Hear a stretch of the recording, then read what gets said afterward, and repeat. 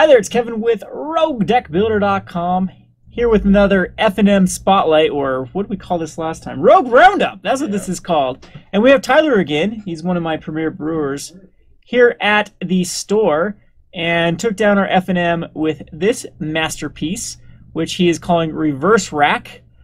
We've seen decks like this in the past, but it got some great upgrades in the not so distant past. With cards like the Day's Undoing, and most recently with Kefnet. So, I mean, since I've been playing Modern, there's kind of been decks before that run the Ebony Owl Netsuke and cards like Boomerang. But this one was a really fine-tuned list, and I played him in the finals. I was playing Scred, and it locked me out very, very quickly. And then, actually, when I was able to dump my hand, the Day's Undoing both games, refilled my hand, and then made it so I couldn't cast cards. Right. So, yep. Anyway, so Tyler's just going to run down his deck list and tell you what's in it, why it is in it, and I guess we should start with the win con, which is the Ebony Owl Netsuke. Yep. If a player has 7 or more cards in hand, this does 4 damage to that player. Well, opponent, not ourselves. It's that and Kefnet is a new win con that I've been playing this deck for a few months now, but Kefnet gives it some resiliency. Did it? Yeah, game 2, this was not going to kill me game 2, because I was able to unload my hand. But this was a very quick clock, especially when it's out turn 3, and then start controlling the board after turn 3. And then after like a Day's Undoing especially. So I think you had, in game 2, you had to unload your hand too to deal with kind of my stuff. Yeah, and that's kind of what I usually do, because there is Day's Undoing you can rely on to fill it back up. So even Silence, like on turn 1, it's okay to cast on turn 1 because you're going to get it back later. So you just want to keep the curve going, 1, 2, 3, not worry about saving and stuff, really.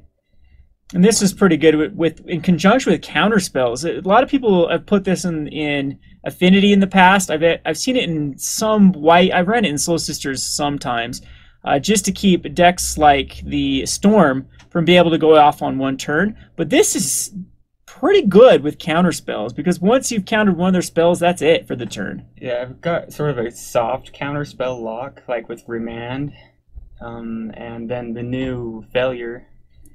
So essentially it's, counter the spell and they're done, even though I'm returning it to their hands. They're not going to be casting it again anyway.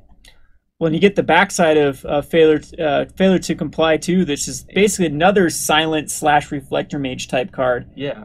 Yeah, so they can't cast one of the cards that they may want to cast again with, you can name something after you failed it. So, yeah, so Reflector Mage too is quite powerful in this, because it's going to keep your opponent... I mean, this is a fast clock after turn 2. It happened in versus me. Killed a Koth one game when I was ready to...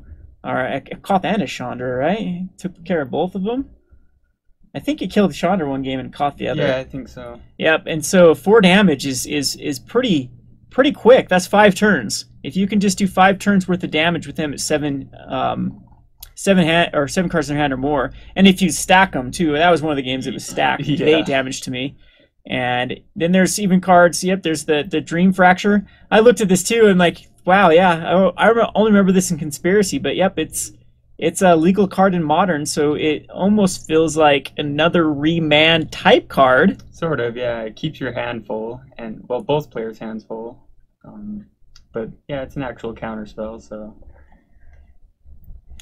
And then Call to Heal is another way. Like a lighter Reflector Mage. Yeah. I did have 4 of the Call to Heals at first, but with the Failure Comply, I just like that better. Yeah, it's more versatile, I would say. Mm-hmm. The Call to Heal, if you're going against like decks like mine, it doesn't... Exactly. Yeah, there's not a lot to do with it. Yeah. But yeah, it's very solid. Again, things in the past that used to run decks like this were use the 2-mana Kami, and cards like Dictate of Crewfix, which a lot of times just allowed your opponent to draw the answer to then whatever it was that they needed to. So essentially just like a bunch of bounce and extra draw did they run like counter spells or anything? Not really. The old one would then, I think they just tried to bounce early, then take extra. No, they didn't take extra turns. That was just the take extra turn. It was a lot of bounce. So it was a lot of boomerangs and then all the boomerang type effects. And then you'd see every now and again like a silence and stuff. I think they had another win con besides the Ebony Owl, another one that did a similar ability. But this one's definitely the best one in the deck. So let's just talk your sideboard real quickly. We'll pull it over here. So you have more bounce cards. Non-creature bounce. If they're all aggro, Aetherize can punish them, put them back in their hands. Dramatic Rescue, same thing, and you gain life. Yep. And so this can help stabilize. And then 2 more boomerangs. Boomerangs are really good at actually setting back a turn by getting rid of a land back to their hand. And then Hurkyl's Recall is very, very good for artifacts.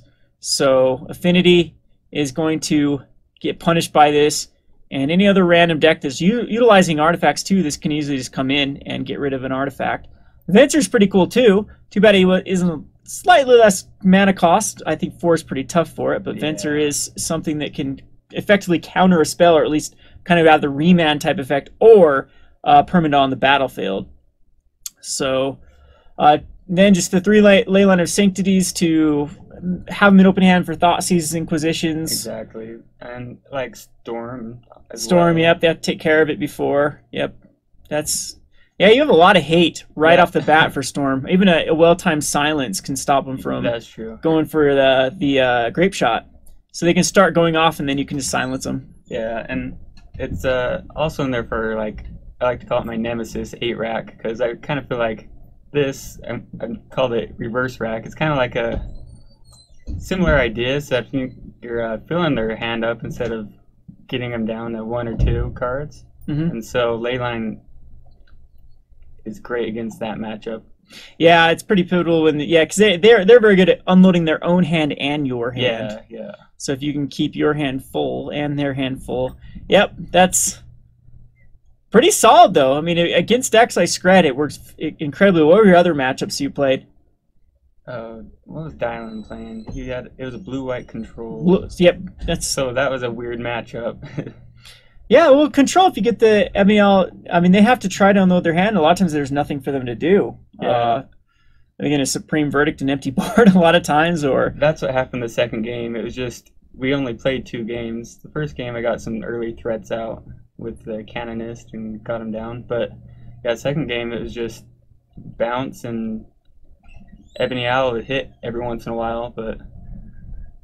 Yeah, that seems like a solid, if you get the Canonist out versus a control deck early, that seems pretty solid within backups of remands and failures and whatnot, just to keep them for being able to cast, basically, effectively you're passing a turn back to them though, and so they have to try to do stuff on your turn.